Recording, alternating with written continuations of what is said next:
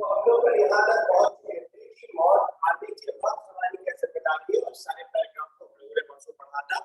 और उसके बाद फिर हमने पढ़ा था कि अगर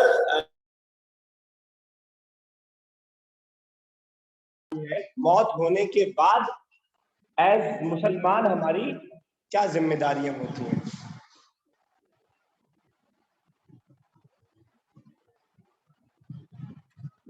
चलो आगे बढ़ो, चलो हमजा पढ़ो।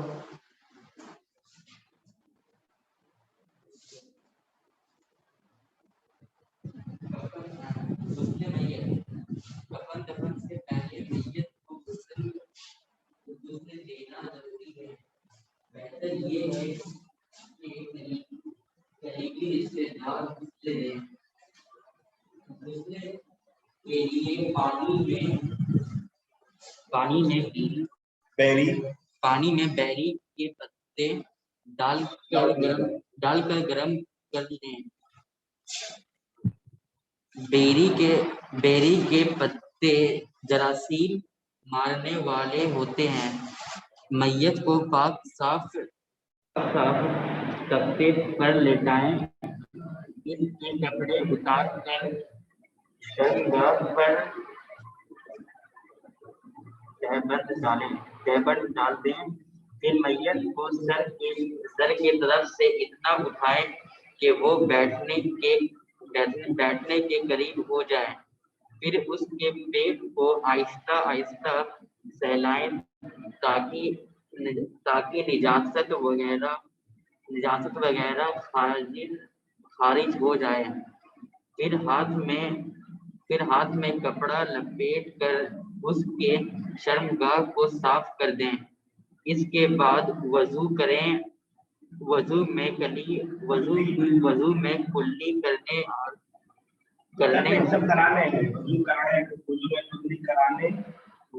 कुल्ली कराने और नाक में पानी डालने की जरूरत नहीं। चलिए इतना पहले समझते चलते हैं, फिर आगे चलिए।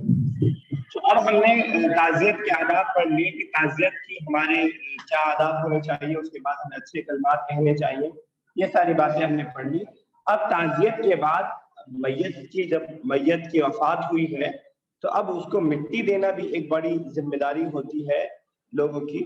तो अब उसको मिट्टी देने की जब बारी आ रही है तो मिट्टी देने से पहले उसको गुस्ल देना, उसको नहलाना, जिसको हम उर्दू जबान में गुस्ल मैयत का वर्ड जिसके लिए हम यूज करते हैं, वो भी एक जरूरी और अहम फरीजा है। एक मिनट बुक ओपन कर दो इसमें। तो गुस्ल मैयत के कुछ आदाब हैं और बहुत सिंपल से हैं। अगर आप गौर से उसको सुने और समझ लें तो इसमें कोई मुश्किल चीज है नहीं। तो आप आसानी के साथ अगर आपको कभी मौका मिले तो आप इसको अंजाम दे सकते हैं, बशर्ते कि आपके अंदर हिम्मत हो, डर और खौफ ना हो। पता लगा एक दिन मैयत को गुस्ल दिया और उसके बाद इतना खौफ तारी है कि 4 दिन तक नींद ही नहीं आ रही। होता है ऐसा बहुत से लोगों को। तो अगर आपके अंदर खौफ नहीं है इस हिसाब से और आपको मौत का बहुत ज्यादा डर और खौफ नहीं है तो आप दे सकते हैं, क्योंकि मुर्दे को छूना बाहर खुद ही एक बहुत बड़ी चैलेंजिंग होती है। तो कह रहे हैं कफन दफन से पहले मैयत को गुस्ल देना जरूरी है, यानी उसको नहलाना। गुस्ल देना मतलब नहलाना जरूरी है। बेहतर यह है कि करीबी रिश्तेदार गुस्ल दे। होता क्या है, सोसाइटी में कुछ लोग मशहूर होते हैं, हमेशा लोग उनको पकड़ के ले आते हैं कि भाई फलां साहब गुस्ल दे देंगे, उनको पकड़ के ले आओ। लेकिन ये जिम्मेदारी असल घर वालों की। घर वालों को गुस्ल देना चाहिए। उनको इतना ये सब तरीके, छोटे छोटे मसाइल उनको आने चाहिए कि वो खुद से उसको गुस्ल दे सके। कह रहे हैं बेहतर यह है कि करीबी रिश्तेदार गुस्ल दे। गुस्ल के लिए पानी में बेरी के पत्ते डालकर गर्म कर ले। अल्लाह के नबी सल्लल्लाहु अलैहि वसल्लम की सुन्नत रही है कि आप सल्लल्लाहु अलैहि वसल्लम पानी में जो है पत्ते मिला लिया करते थे। अरमान के नाम से कौन है, कैमरा ओपन कर लो। क्यों मिलाते थे, क्या उसका रीजन था? क्योंकि बेरी के पत्ते जरासीम मारने वाले होते हैं। ठीक है, छोटे छोटे पत्ते बेरी के होते हैं, वो गर्म पानी के अंदर करके उसमें डाल दिया जाता है तो उसकी वजह से जरासीम मर जाते हैं। मैयत को पाक साफ तख्ते पर लिटाएं। तख्ते जो है पाक साफ मसाजिद में मिल जाते हैं गुस्ल करने के खास तौर से। अरमान अभी तक कैमरा ओपन हुआ नहीं आपका। तो मैयत को ऐसे साफ तख्ते पर लिटाएं। उसके कपड़े उतारकर शर्मगाह पर तहबंद डाला, क्योंकि उसको नहलाना है तो उसके सारे कपड़े उतारने पड़ेंगे। तो ऐसे मौके से जब कपड़े उतारने पड़ते हैं तो मैयत को तकलीफ नहीं दी जाती कि आप कुर्ता है तो आप पूरा ऊपर से उतारने हैं। क्या किया जाता है, कैंची से काट दिया जाता है साइड से पूरा, फिर आराम से निकाल दिया जाता है कि आप सोचे नहीं ये कुर्ता नहीं खराब होना चाहिए, और आप उसको पूरा, तकलीफ हुई ना मैयत को। जितना एहतराम, जितनी इज्जत एक जिंदा इंसान की है, उतनी ही एहतराम और उतनी ही इज्जत एक मुर्दा इंसान की, बल्कि उससे कहीं ज्यादा, क्योंकि वो उस वक्त कुछ बोल नहीं सकता, कुछ कर नहीं सकता। तो सबसे पहले कपड़ा उतारा जाएगा। तो मैंने बताया कि इन्होंने नहीं बताया, लेकिन ये एक उसूली बात है कि उस टाइम पे मैयत के जो कपड़े उतारे जाते हैं वो ऐसे उतारे जाते हैं कम से कम तकलीफ हो मैयत, कम से कम उसको जो है उठाना पड़े, करवट बदलनी पड़े और ये करनी पड़े, तो इसलिए कैंची से काट दिया जाता है सब। लेकिन अब कपड़े उतारने का ये मतलब नहीं है कि आप बिल्कुल बरहना कर दो। शर्मगाह पे एक कपड़ा पहले से डाल दिया जाता है उसको, ये खास तौर से नीचे का उतारने से पहले इतने हिस्से में एक कपड़ा डाल दिया जाता है, और ये रंगीन कपड़ा होता है। रंगीन कपड़ा इसलिए होता है क्योंकि सफेद जो कपड़ा होता है वो पानी लगने की वजह से आर पार दिखने लगता है। अभी बारिश में आपने नहाया हो तो आपको एहसास होगा। तो रंगीन कपड़ा डाल दिया जाता है, मर्द नीचे का हिस्सा और नीचे ऊपर दोनों का हिस्से पर डाल दिया जाता है। भले नहलाने वाला कोई भी, घर का फर्द हो, बाहर का फर्द हो, मैयत को गुस्ल देने वाली औरत को औरत ही हो, कोई भी हो, ये इतना करना जरूरी है कि उसकी जो शर्मगाह है, उसके जो प्राइवेट पार्ट जिसको हम कहते हैं वो है, उस पे जो है तहबंद डाल दिया जाए। फिर मैयत के सर की तरफ से उठाया जाए और वो बैठने के करीब हो जाए, फिर उसे उसके पेट को आहिस्ता आहिस्ता सहलाए ताकि नजासत वगैरह खारिज हो जाए। ये तो तौर से प्रैक्टिकल कराने की जरूरत है इन सारी चीजों को। मैयत जब पूरी लेटी हुई है, जिस वक्त मौत होती है, जरूरी नहीं है कि उसके अंदर के जो सारे गैर जरूरी मादे हैं जो हमारे प्राइवेट पार्ट से निकलते हैं वो निकल जाए, तो उसको निकालना जिम्मेदारी होती है। सबसे पहला काम नहलाने से पहले उसे निकालने का तरीका क्या होता है कि मैयत अगर ऐसे सीधी लेटी हुई है, पीछे से थोड़ा एक आदमी हाथ देके उठाता है, मैयत से जब आगे हो जाती है तो हल्का हल्का इसको दबा करके निकाला जाता है। और इससे क्या होता है, अंदर अगर कोई जायद चीज, कोई गैर जरूरी चीज अंदर अगर है तो वो ऐसा करने से बाहर आ जाती है। तो ये करना भी जरूरी है। ठीक है, अभी तक हमने क्या सीखा? अभी तक हमने सीखा कि सबसे पहले मैयत को जो है साफ जगह लिटाया जाए, और उसके बाद पानी के अंदर बेरी के पत्ते मिला लिया जाए गर्म पानी करके, और उसके बाद जो उसके कपड़ों को हटा करके और उसकी शर्मगाह के ऊपर तहबंद डाल दिया जाए, और उसके बाद फिर उसके पेट के अंदर से नजासत को खारिज कर दिया जाए, निकाल दिया जाए। फिर हाथ में कपड़ा लपेटकर उसकी शर्मगाह को साफ किया जाए। अब घर के जो अफराद है वही ये काम करते हैं, और शर्मगाह का डायरेक्ट हाथ से टच होना जायज और दुरुस्त नहीं है, और इसलिए जरूरी है कि कपड़ा आप खासतौर से मार्केट से जब लाया जाता है, इस तरह के मार्केट के अंदर, क्योंकि जिस चीज की जरूरत होती है मार्केट उसको अवेलेबल करा देती है। तो कफन दफन के लिए कपड़े जिन दुकानों पे मिलते हैं तो पूरा सेट होता है, उस सेट के अंदर ये सारी चीजें ऑलरेडी होती है, तो आपको अलग से इंतजाम करने की जरूरत नहीं है। तो एक ग्लव्स फैक्टर होता है जो उसके अंदर दे देते हैं, पहले से मौजूद होता है, तो उस ग्लव्स को पहन करके मैयत की शर्मगाह को अच्छे से साफ किया जाए। ये तो मैयत की बात हो रही है। अगर कोई जिंदा आदमी गुस्ल करता है उसके भी यही तरीके होते हैं खासतौर से। अगर आपको जिंदा इंसान के गुस्ल, अपने नहाने का तरीका आपको पता है और आपने सीखा है, तो आपको अलग से इसको सीखने की जरूरत नहीं। लेकिन अक्सर और बेशतर मुसलमान, खासतौर से नौजवान नहा रहे, उनको पता नहीं है कैसे नहाना, नजासत की कौन कौन सी चीजें हैं, किन चीजों से वो नापाक होता है, किन चीजों से पाक होता है, कौन सी छोटी नापाकी है, कौन सी बड़ी नापाकी है, ये सब मसाइल बच्चों को पता नहीं। बस जैसे चल रही है जिंदगी, कौन जाए सब सीखने, गंदी गंदी बातें, कौन जाए सब सीखने, कौन सीखेगा ये और कौन सिखाएगा? आपको खुद सीखना पड़ेगा, वरना नतीजा ये होगा पता लगा आप एक हफ्ते तक नापाक पड़े ना, आपको खुद ही नहीं पता। किसको आता है गुस्ल का तरीका?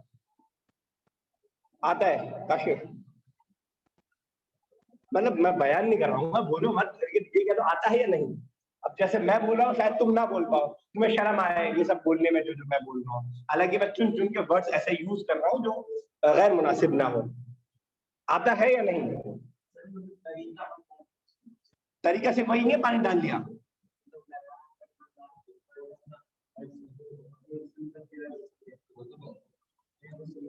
गुस्ल दो तरह का हो सकता है, एक बार आप एक ये कि आप नापाक है और गुस्ल कर रहे हैं, और एक ही बस आप ठंडक हासिल करने के लिए वो गुस्ल कर रहे हैं। तो जो नापाक वाला है वो वाला तरीका पता है? किन किन चीजों से मर्द और नापाक होता है और किन किन चीजों से औरतें नापाक होती हैं पता है? यही सब मसाइल है, मैं जानना चाहता हूँ। मैं चाहता हूँ कि बच्चों को मालूम होनी चाहिए, खवातीन को नहीं मालूम रहता, बच्चों को नहीं मालूम रहता, और ऐसी जिंदगी चल रही है और चलेगा। जिंदगी चल रही है, कौन टोकने वाला है, कौन देखने वाला है? वालिदैन की जिम्मेदारी है, टीचर की जिम्मेदारी। तो एज ए टीचर मैं बताने की कोशिश करता हूँ, लेकिन ये एक ऐसा टॉपिक है जो एक तो कंबाइंड क्लास में नहीं हो सकता, पहली बात, और दूसरी बात ये कि आपको भी इनिशिएटिव लेना पड़ेगा। मैं समझती आप पे थोप दूं खड़े होकर के, और फिर आगे क्या क्या बातें कर रहे हैं सर इधर उधर, या गर्ल्स को मैं अगर बताने लगा तो वो क्या ये सब सर क्या क्या बातें कर रहे हैं। तो ये आपको भी इनिशिएटिव लेना पड़ेगा इसके लिए, और मालूम होना चाहिए, वरना उसका नतीजा ये होता है कि आप बहुत चीजों में गुनहगार हो सकते हैं। आपको लगा कि आपने गुस्ल कर लिया और आपने गुस्ल नहीं किया, या आपको लगा कि आप नापाक नहीं हुए, आप नापाक हो गए थे। चलो खैर, तो वही तरीका है मैयत को भी गुस्ल देने का। तो सबसे पहले जो है जब अंदर की नजासत खारिज हो जाती है तो उसके बाद मैयत की जो शर्मगाह है उन शर्मगाहों को साफ किया जाता है। उसके बाद वजू कराया जाता है। वजू कैसे करते हैं आपको मालूम है, पहले हाथ धोना, कुल्ली करना, जो तरतीब है वही तरतीब मैयत में दी जाती है, और यही तरतीब जिंदा इंसान में भी रहती है। जिंदा इंसान भी पहले शर्मगाह को धोएगा, उसके बाद फिर अपने हाथों को धो के उसके बाद फिर वजू करेगा। यही तरीका उसका भी है, पूरा वजू करेगा और उसके बाद जो है वजू कराया जाएगा। वजू आपको मालूम है कैसे किया जाता है। अब इसमें थोड़ा सा ख्याल रखना रहता है मैयत को कि आप जैसे कुल्ली करना है, अब आप पूरा पानी डालेंगे, मैयत के अंदर जान नहीं है तो वो जरूरी नहीं बाहर निकाले, कुछ अंदर भी जा सकता है। तो क्या किया जाता है, सिर्फ हाथ को गीला करके आप पानी डालने लगे पूरा कुल्ली की तरह अंदर चला जाए, और जितना अंदर कोई चीज जानी नहीं चाहिए निकालनी है, जितना आप निकाल सको तो आपको निकालने की, या नाक में पूरा पानी डालने लगे, क्या होगा, बाहर आएगा, जाएगा तो वो चले ही जाएगा। तो इसमें समझदारी से काम किया जाता है कि आप कहेंगे सर ने बताया था कि वजू की तरह करना है तो छूट दो पानी, नहीं, सिर्फ हाथ गीला करके या नाक में कपड़ा गीला करके साफ कर दिया जाता है। तरतीब वही रहेगी कि पहले हाथ धोना, बल्कि मैयत का तो हाथ नहीं धोना स्टार्टिंग के, ये जो सबसे पहले ये हम लोग हाथ धोते हैं में, वो क्यों धोते हैं, क्योंकि इन हाथों से हमें दूसरी चीजों को धोना है, इसलिए धोते हैं ये हाथ। यानी सबसे पहले जो वजू का तरीका है कि चेहरा धोना, हाथ, ये हाथ धोना और पैर धोना, ये चार हमने पढ़ा था फ्राइज है वजू के 4 फ्राइज है, चेहरा धोना, हाथ के आदम धोना, ऐसा करना। लेकिन सबसे पहले हम लोग क्या करते हैं, क्योंकि हाथ ही गंदा होगा तो आप ये सब जो धोएंगे सर, लेकिन मैयत जो है वो खुद से तो नहीं धो रही है, तो मैयत का ये हाथ धुलवाना जरूरी है। मैयत खुद से नहीं धो रही है तो उसका हाथ धुलवाना जरूरी पहले है। उसके बाद फिर जब आप चेहरा धो लेंगे उसके बाद यहाँ तक हाथ पूरा फिर वो धोएंगे आप, क्योंकि ये वजू का पार्ट है। समझ पा रहे हैं क्या फर्क बयान करना चाह रहा हूँ। तो उसके बाद फिर वजू का जो तरीका है, जो तरतीब है, उसी एतबार से वजू कराएंगे मैयत को। वजू में कुल्ली कराने और नाक में पानी डालने की जरूरत नहीं, मैंने बताया कि आप पूरा भरने लगे, सिर्फ ऐसे हल्का पूरा हाथ मार दिया जाता है। गुस्ल कराते वक्त कान और नाक में रुई रख देंगे। क्यों रख देंगे रुई? ताकि पानी अंदर ना जाए। आप बिल्कुल उड़ेलने लगे पानी, पता लगा नाक से अंदर इधर पानी जा रहा है, आंख से अंदर तो कान से अंदर जा रहा है, इस तरह नहीं किया जाएगा, बल्कि सिर्फ जो है हल्का सा पानी डाल दिया जाएगा। चलो तंजीला पढ़ो आगे।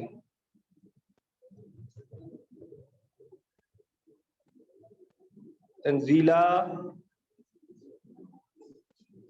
Tanzila, Tanzila, yes sir. पढ़ो, 4 बार चिल्ला रहा हूँ। हो गया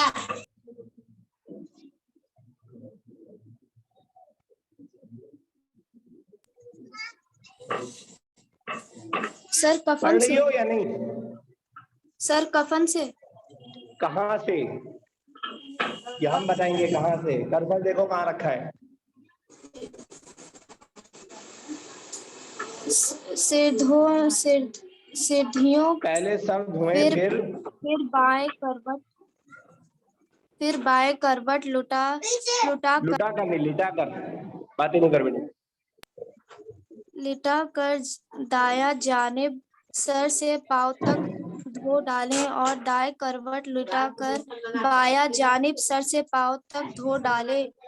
इस तरह 3 बार गुस्ल दे। तीसरी बार पानी के साथ काफूर या खुशबू मिला लें। गुस्ल के बाद गुस्ल नहीं होता बेटा, में गुस्ल, सीन और नाम दोनों साकिन रहेगा। गुस्ल के बाद मीत के पूरे बदन को पोंछ मय्यत, दें। मैंने पहले बताया था ये वर्ड मय्यत। मैयत के पूरे बदन को पोंछ दे। भीगा हुआ तहबंद हटाकर सूखा हुआ तहबंद डाल दे।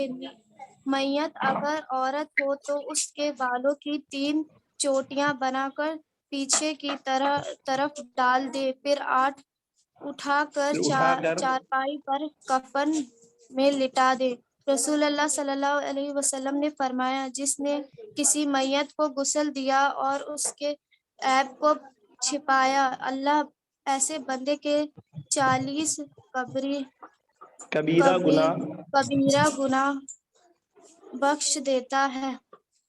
और जिसने किसी मैयत को कब्र में उतारा तो गोया उसने मैयत को रोजे हश्र तक के लिए रहने को मकान में मुहैया किया।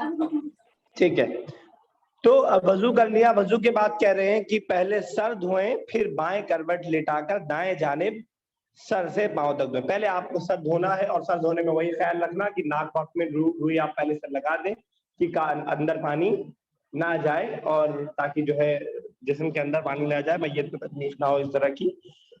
उसके बाद फिर आप जो है राइट साइड से धोना स्टार्ट करना है आप, ठीक है। पहले आप जो है राइट साइड को धोने के लिए लेफ्ट साइड पे आप लिटाएंगे, तभी राइट साइड धोएंगे। तो इसके लिए आपको सिर्फ हल्का सा उसको करवट देना है, उठाने की जरूरत नहीं। और एक तरफ से आप पूरा इस साइड को पूरा धोएंगे, पहले आगे से पीछे से पूरा, और सर पांव तक धोएंगे।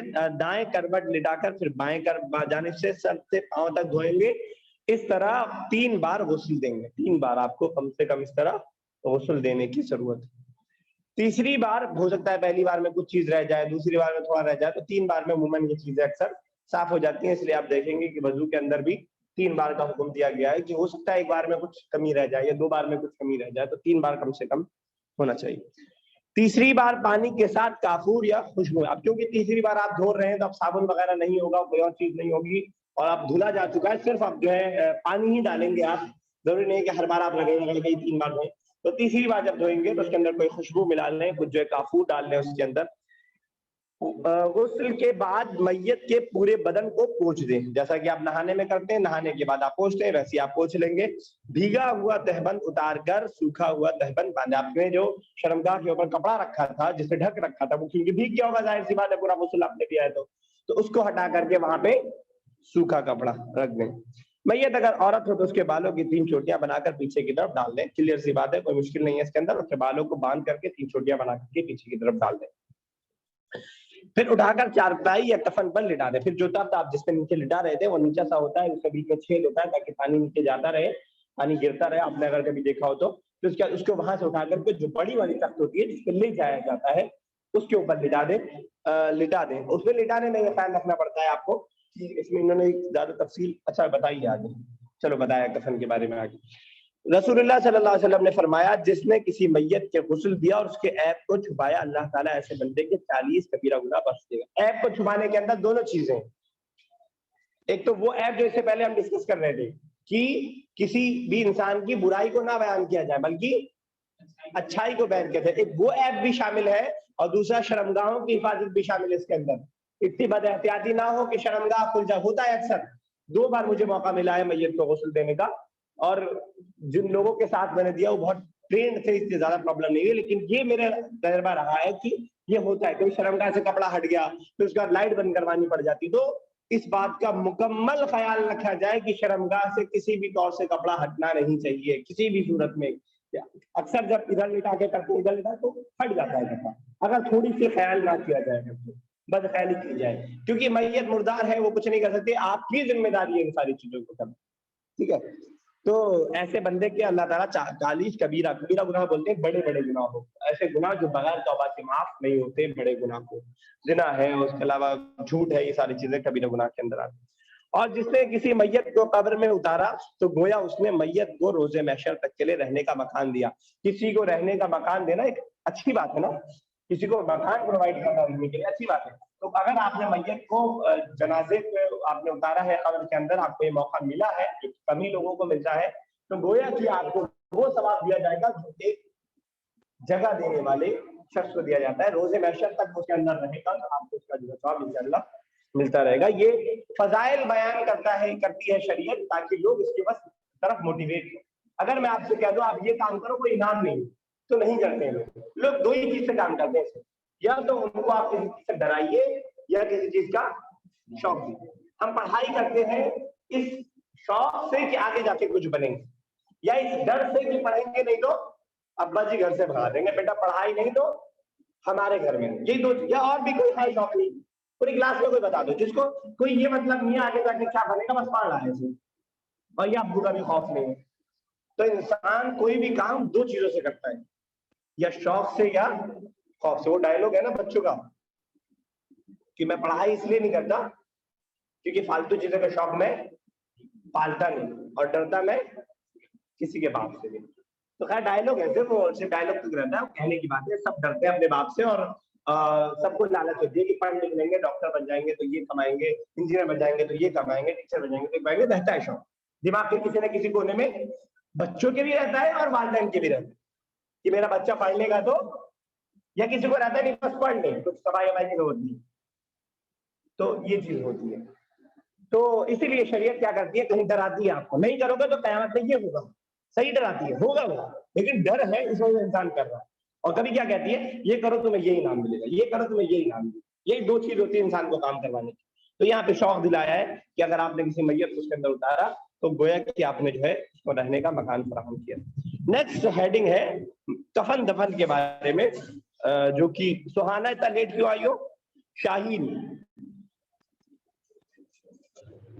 यस और सर। अरमान तुम तो जाओ बेटा आराम करो, मैं तुम्हें रिमूव ही कर देता हूँ। कैमरा बंद करके बैठने की हमारी क्लास में कोई जरूरत नहीं। हाँ शाहीन इतना लेट क्यों आई हो, और बैठी भी अंधेरे में बिल्कुल।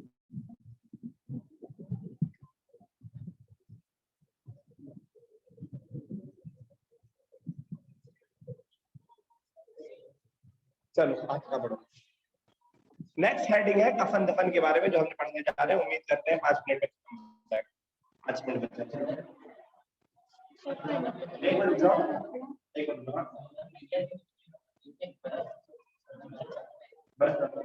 कभी कभार हमजा ने पूछा मैयत के पीछे किसका बर्फ रखते हैं, बल्कि अब तो पूरे एक पेटी आने लग गई, उस पेटी के अंदर डाल देते हैं। कभी कभार क्या होता है, जब ऐसा होता है कि मैयत का कोई जानने वाला बाहर है, दूर है, उसके आने में देर होगी, तो अगर बॉडी पड़ी रहे तो बॉडी खराब हो सकती है, इसलिए उसकी सेफ्टी के लिए उसको बर्फ के अंदर रखा जाता है। कोई लड़का बाहर रहता है, वो वहां से आएगा, पता नहीं 6 घंटे 8 घंटे 20 घंटे में आएगा, तो मैयत को किसी तरह का कोई नुकसान ना हो। अब पहले जमाने में बर्फ रखते थे, अभी तक लोग बर्फ रखते हैं, लेकिन अब उसके लिए हॉस्पिटल से एक वो मिलता है डब्बा से, फ्रिज टाइप का होता है, उसमें रख के उसको ऑन कर दे तो वो ठंडा रहता है। क्योंकि मैयत जब रूह निकल गई इंसान के जिस्म से तो फिर उसके बाद ये बॉडी खराब होने लगी, हड्डी बची है, वो अल्लाह ताला ने रखा है, वरना हड्डी भी बचती नहीं है। अल्लाह ताला ने उसको इबरत के लिए रखा।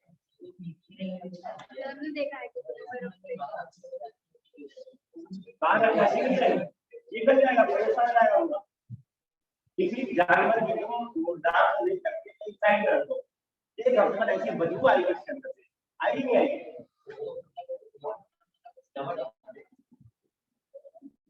नहीं दवा डाल के 200 साल 2000 साल तक रखना तुम्हें लगता है पॉसिबल है? 2000 साल तक, बल्कि उससे ज्यादा। हजरत ईसा अलैहिस्सलाम से पहले थे हजरत मूसा अलैहिस्सलाम, और वो हजरत मूसा अलैहिस्सलाम के जमाने का। और तुम्हें लगता है कि उस जमाने में जो है ये सारी जायदाद हो गई थी दवाओं की, तो तब से कैसे किसने बचा के रखा? तो वो अल्लाह ताला ने कुरान के अंदर उसको मेंशन किया है कि हमने इबरत के लिए, कुरान की आयत है, नहीं जान आ रही है, लाइबरा करके इस तरह आयत है, तो उसको निशानी के लिए अल्लाह ताला ने जो है बचा बाकी रखा, ताकि देखो कि जो गुरूर और घमंड करने वालों का क्या अंजाम हुआ है। लेकिन उसमें देख के भी लोग नहीं टूटता घमंड लोग।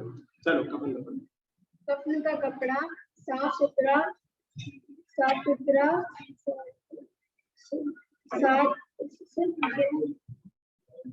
और सफेद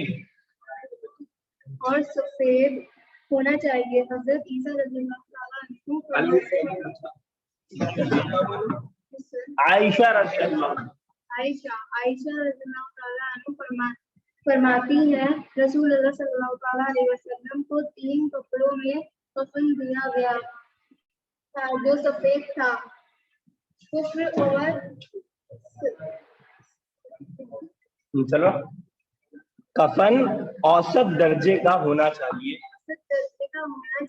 कफन को खुशबू लगाना चाहिए और लोबान वगैरह की धुनी देना चाहिए। मर्दों के लिए कफन में 3 कपड़े होते हैं, एक चादर, एक तहबंद और एक कफनी या कुर्ता। चादर की लंबाई मैयत से ज्यादा के कद से ज्यादा रखनी चाहिए। चलो बस ठीक है। तो कफन की बात कर रहे हैं। कफन अब तो ये नहला दिया, आपने हुस्न दे दिया, अब उसको कपड़े पहनाना आपकी जिम्मेदारी है। मैयत का जो कपड़ा होता है उसको क्या कहा जाता है? उसी को कफन कहा जाता है। कह रहे कफन का कपड़ा साफ सुथरा और सफेद होना चाहिए, सुन्नत है ये। हज़रत आयशा रज़ी अल्लाह ताला। लेकिन अगर कहीं मिल नहीं रहा कपड़ा, किसी ऐसी कंट्री में नहीं है, तो जो मिल जाए, लेकिन होना, अगर आपके पास पॉसिबिलिटी है तो। मदीना में जब सहाबा किराम जंगे उहुद में या बदर में शहीद हुए, उनके पास कपड़े नहीं थे। कपड़े नहीं थे किस चीज के लिए? गुर्बत का ये आलम था। मैयत को दफन देने के लिए सफेद छोड़िए कोई कपड़ा नहीं था। इतना छोटा कपड़ा था कि अगर मुंह ढांकते तो सर खुल जाता था, सर ढांकते थे तो। मैं सिर्फ इसलिए बता रहा हूँ कि आप देखिए अल्लाह के नबी और सहाबा ने कैसी जिंदगी गुजारी, लेकिन परेशान नहीं हुए। अल्लाह के नबी सल्लल्लाहु अलैहि वसल्लम के पास आए लोग और बताए कि ऐसा मामला है। कहा मुंह को ढक दो और पैर के ऊपर घास डाल दो। मुंह को ढक दो और पैर के ऊपर। शहीद हुए थे वो, जिनकी कभी वो मामला नाम भूल रहा हूँ। तो हज़रत आयशा रज़ियल्लाहु ताला अन्हा फरमाती है कि रसूलुल्लाह सल्लल्लाहु अलैहि वसल्लम को 3 कपड़ों में कफन दिया गया था जो सफेद थे। तो इसलिए सफेद आजकल मिल जाता है आसानी से, तो इसलिए सफेद ही रहता है। बुखारी और मुस्लिम की रिवायत है। कफन औसत दर्जे का मतलब बीच का, मतलब बहुत एकदम बाहर से मंगवाया जा रहा है, मिस्र से कपड़ा आ रहा है और मोटा वाला एकदम बेहतरीन कपड़ा रेशम का, ना उतना ना बिल्कुल घिसा पिटा कोई पिटा है और आपको चिपका दिया। बीच का होना चाहिए, ना बहुत अच्छा ना बहुत खराब। हाँ, इंसान की जिंदगी असल मेरे हिसाब से बीच की होनी चाहिए, बीच की गुजारनी, ना बिल्कुल नीचे ना बिल्कुल ऊपर। कफन को खुशबू लगाना चाहिए और लुबान वगैरह की धुनी देना चाहिए। धुनी देना वही मेरे ख्याल से उसमें जो है उसका खुशबू का एहतमाम लुबान से जो आता है उससे होता होगा। मर्दों के लिए कफन में 3 कपड़े होते हैं, एक चादर, एक तहबंद और एक कफनी। एक नीचे के लिए, एक ऊपर के लिए और एक पूरे बदन के लिए। मर्दों के लिए यानी एक जो पजामे की जगह और एक ऊपर की जगह और एक पूरे जिस्म को ऊपर से लपेट फैला, 3 कपड़े होने चाहिए। और कहाँ गया? 3 कपड़े, एक चादर, एक तहबंद और एक कफनी। ठीक है, तहबंद नीचे कैसे हो जाते हैं, कफनी ऊपर कैसे हो बोल रहे हैं। चादर की लंबाई मैयत के कद से ज्यादा रखनी चाहिए, तभी आप ढक पाएंगे ना। इतनी आपने रखा तो ये चीज खुली रह जाएगी, इतनी होगी तब किसी मैयत को आप ढक पाएंगे। बहुत मुश्किल सबक है ये, पढ़ना पढ़ाना दो, दिमाग कभी कभी इधर उधर चला जाता है। तो चादर की लंबाई मैयत के कद से ज्यादा रखनी चाहिए ताकि सर और पांव दोनों जानिब बांधा जा सके, और चौड़ाई इतनी रखनी चाहिए कि मुर्दे को लपेटा जा सके। औरतों के लिए इसके अलावा मजीद 2 कपड़े बिल्कुल टाइम से। तो औरतों के लिए 5 कपड़े और मर्दों के लिए 3 कपड़े। चलिए उसको आगे कंटिन्यू करेंगे इंशाल्लाह। मैम आ गए इंशाल्लाह, नेक्स्ट क्लास में कंटिन्यू करेंगे। इसके बाद